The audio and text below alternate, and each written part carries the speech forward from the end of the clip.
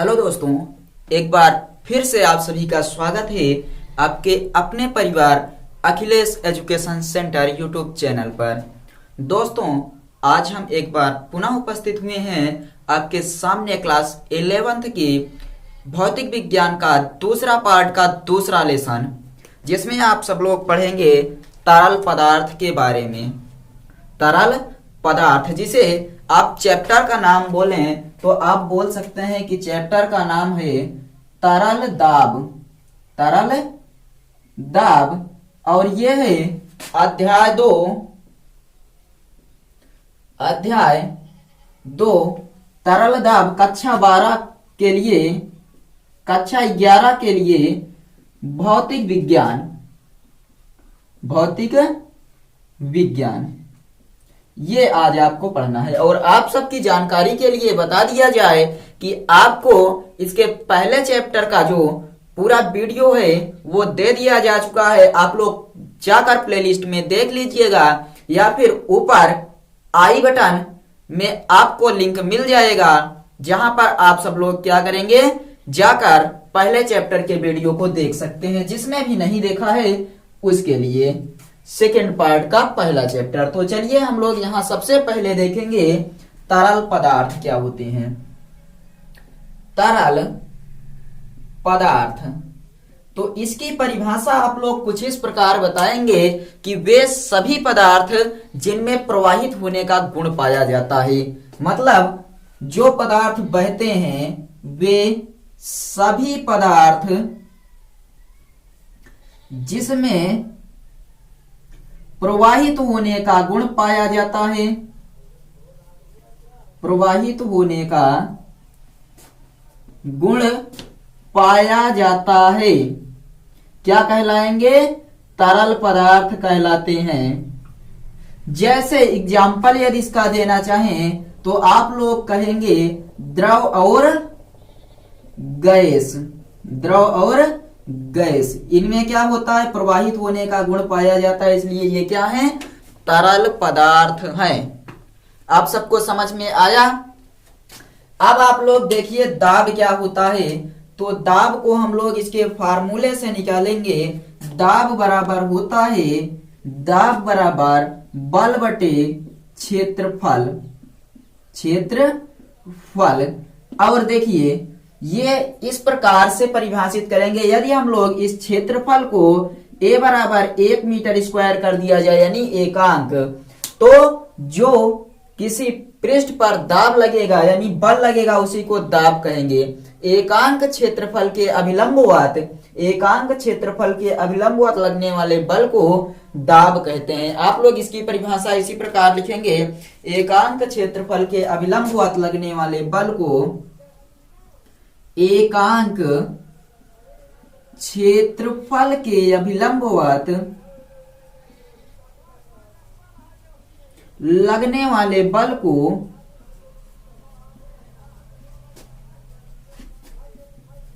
क्या कहते हैं, दाब कहते हैं। एकांक क्षेत्रफल के अभिलंबवत यानी कि ऊपर से नीचे की ओर लगने वाले बल को दाब कहते हैं। इसे P से प्रदर्शित करते हैं, P से प्रदर्शित करते हैं। बात की जाए तो इसका जो मात्रक होता है, मात्रक हो जाएगा न्यूटन प्रति मीटर स्क्वायर। और जब इसके विमा की हम लोग बात करते हैं तो विमा हो जाएगी ml-1 t-2। तो आई थिंक आप सबको इतना अच्छे से क्लियर हुआ होगा। अब हम लोग बात कर लेते हैं, यह एक अदिश राशि है, अदिश राशि है। और इसके अन्य मात्रकों की बात की जाए तो इसका जो अन्य मात्रक होता है वो है पास्कल, बार, टार और वायुमंडल। ये इसके अन्य मात्रक हैं, किसके, दाब के। और बात की जाए 1 पास्कल बराबर कितना होता है, तो 1 पास्कल बराबर जो होता है वो निकल कर आता है 1 न्यूटन मीटर स्क्वायर, 1 न्यूटन प्रति मीटर स्क्वायर। तो आप लोग यहां से 1 पास्कल की परिभाषा दे सकते हैं कि 1 पास्कल जब आपसे पूछा जाए तो आप बताएंगे कि यदि किसी पृष्ठ का जो क्षेत्रफल है वो 1 मीटर स्क्वायर हो तथा उस पर लगने वाले बल का मान 1 न्यूटन हो तो दाब का मान 1 पास्कल होता है। किसी पृष्ठ का क्षेत्रफल 1 मीटर स्क्वायर हो, यानी यदि किसी पृष्ठ का क्षेत्रफल 1 मीटर स्क्वायर हो तथा इस पर लगने वाला बल 1 न्यूटन हो तो बल का या दाब का मान 1 पास्कल होता है। 1 पास्कल होता है। तो आई थिंक आप सबको इतना तो एकदम अच्छे से क्लियर हो गया होगा। अब बात कर लिया जाए 1 पास्कल बराबर कितना होता है, तो 1 पास्कल बराबर 1.013 गुणे 10 की घात 5 मीटर। 1.013 गुणे 10 की घात 5 मीटर। और साथ ही साथ आगे अब बात किया जाता है 1 बार बराबर 10 की घात 5 और साथ ही साथ पास्कल लिखेंगे। ये माइनस नहीं है, प्लस में है, तो ये पास्कल हो जाएगा। और 1 टार बराबर 133 पास्कल होता है। 1 टार बराबर 133 पास्कल होता है। और 1 बार बराबर 10 की घात 5 पास्कल। 1 पास्कल बराबर 1.013 गुणे 10 की घात 5 मीटर होता है। आप इसे लिखना चाहें अंग्रेजी में P बराबर F/A लिख सकते हैं। और मात्रक तो आपको पता है कि न्यूटन प्रति मीटर स्क्वायर। एक चीज आप लोग यहां ध्यान दीजिए, आप जो ये फार्मूला लिखे हैं P बराबर F/A, इससे आपको पता चलता है कि जो P प्रोपोर्शनल है वो F के यानी कि दाब बल के अनुक्रमानुपाती होता है। ये लिखने के बाद आप लोग लिखेंगे कि दाब बल के अनुक्रमानुपाती होता है। अनुक्रमानुपाती होता है अर्थात दाब बढ़ाने पर बल का मान घटता है। ये इक्वेशन नंबर 1 से पता चला। और दूसरा आप लोग जानते हैं कि दाब क्षेत्रफल के व्युत्क्रमानुपाती होता है। क्षेत्रफल बढ़ाने पर दाब का मान घटता है। आप ऐसे लिखेंगे, दाब क्षेत्रफल के व्युत्क्रमानुपाती होता है, क्षेत्रफल बढ़ाने पर दाब का मान घटता है, बल बढ़ाने पर दाब का मान बढ़ता है। ये 2 पॉइंट आप लोग लिख लेंगे। उसके बाद हम लोग बात करेंगे कि जो द्रव दाब का नियम है वो क्या कहता है। यहां ध्यान दीजिए, द्रव दाब का नियम आप लोग लिखेंगे। द्रव दाब का नियम नंबर 1, जब किसी द्रव पर दाब लगाया जाता है, जब किसी भी द्रव पर दाब लगाया जाता है तो वह दाब समान रूप से सभी दिशाओं में संचरित हो जाता है। नंबर 2, दाब क्षेत्रफल के व्युत्क्रमानुपाती होता है। दाब क्षेत्रफल के व्युत्क्रमानुपाती होता है। साथ ही साथ दाब क्या होता है, बल के अनुक्रमानुपाती होता है। दूसरा पॉइंट आप लिखेंगे, दाब गहराई के अनुक्रमानुपाती होता है।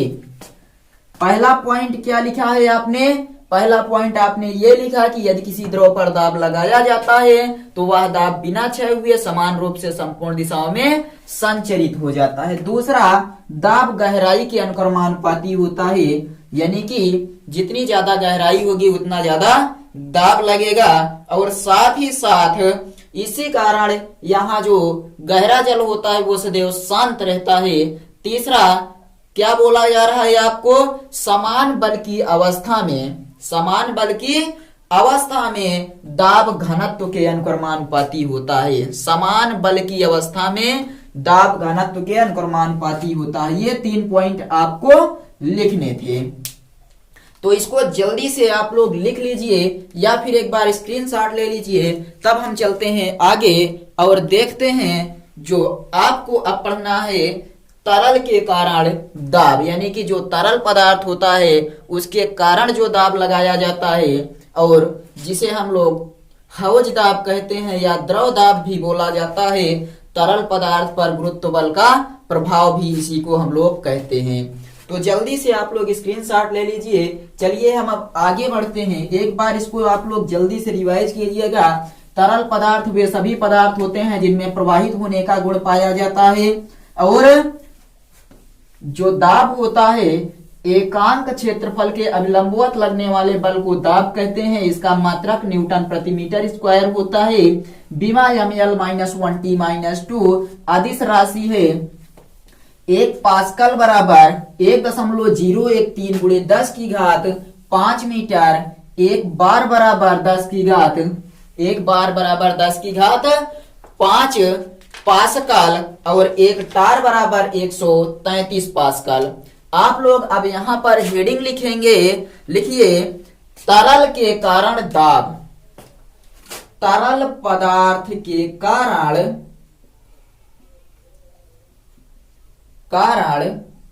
दाब, या फिर ऐसे लिखने के बाद आप लिखेंगे, लिखना है आपको तरल दाब पर गुरुत्वीय बल का प्रभाव।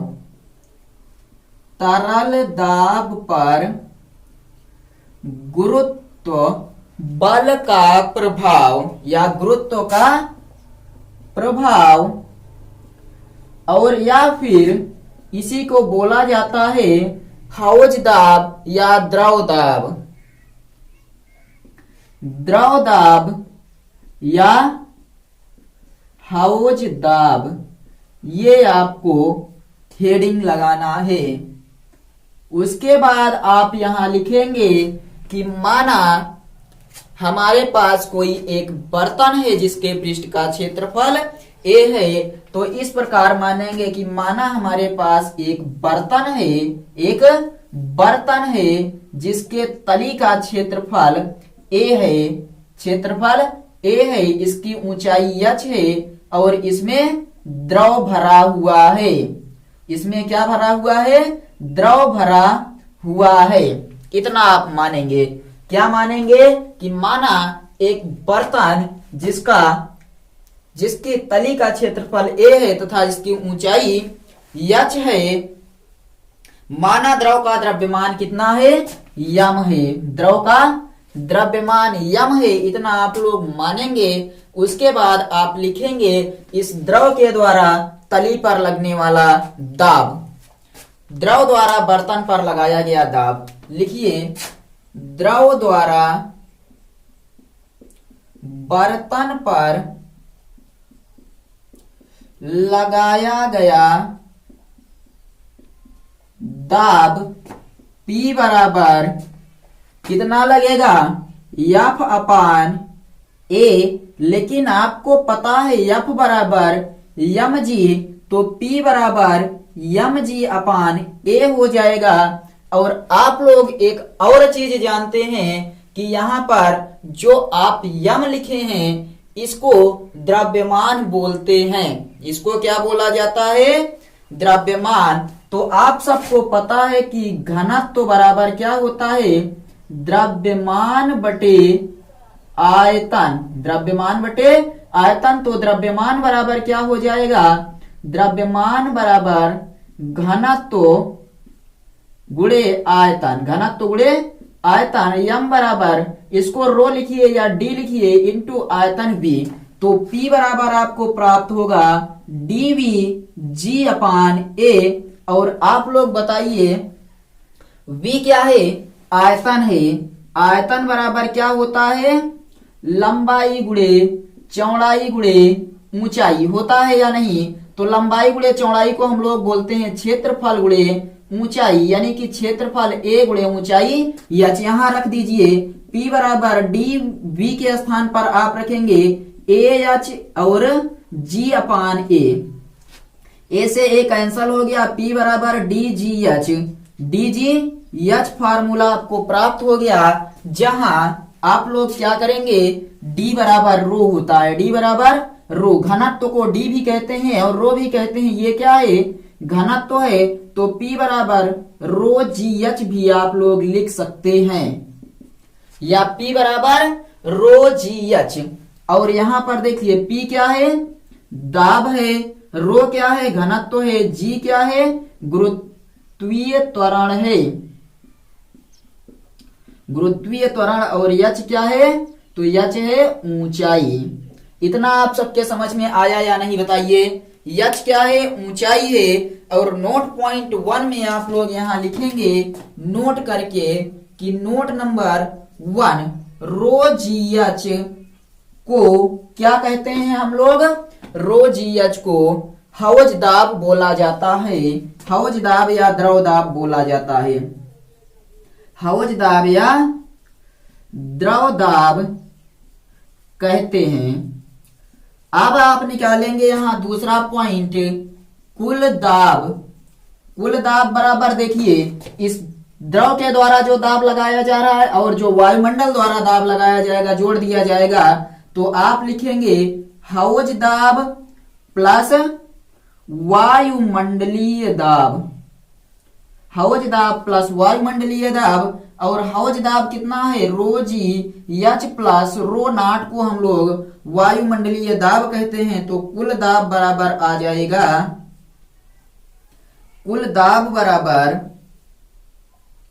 रो जी एच, रो जी एच और साथ ही साथ rho naught, rho g h plus rho naught, ये कुल दाब हो जाएगा।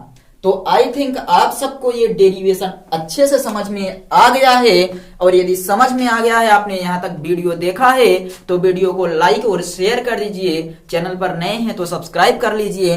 अब हम लोग मिलेंगे इसके अगले पार्ट में, जहां आप लोग सीखेंगे पास्कल का नियम। बहुत ही इंपॉर्टेंट है क्लास 11th के लिए पास्कल का नियम। आप लोग तैयार रहिएगा अगली क्लास के लिए। मिलते हैं अगली क्लास में पास्कल के नियम के साथ। तब तक के लिए अच्छे से पढ़ते रहिए। बाय।